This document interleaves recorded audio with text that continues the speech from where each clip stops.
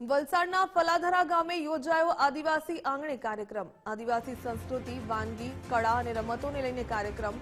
મંત્રી નરેશ પટેલે પણ આદિવાસી સંગીત સાધનો પર હાથ અજમાવ્યો। આદિવાસી સમાજના લોકોએ કાર્યક્રમમાં ભાગ લીધો। અલગ અલગ આદિવાસી કળાઓ કાર્યક્રમમાં જોવા મળી। આપણા વડીલોના જે સંસ્કાર છે અને વડીલોના જે રીતિ રિવાજ છે તે યુવા પેઢીમાં આપણે પહોંચાડવાના હતા અને એ પેઢીને આગળ વધારવાની અને આગળની ભાવિમાં આગળ વધે એ હેતુથી આપણે એ કાર્યક્રમ કર્યો હતો। ખાસ કરીને યુવા પેઢી માટે આપણી બોલી, આપણી ભાષા, આપણી તંદુરસ્તી કે જે વડીલોમાં 100 વર્ષથી વધારે આયુષ્ય હતા, જેની સામે આજે યુવા પેઢીમાં આજે હાર્ટ એટેક, હૃદય રોગ, કેન્સર, બ્લડ પ્રેશર, લકવો એવી અનેક બીમારીઓના રોગ બનવાની તૈયારી થઈ રહ્યા છે અને બને છે। તો આદિવાસી સંસ્કૃતિ ભવ્ય છે।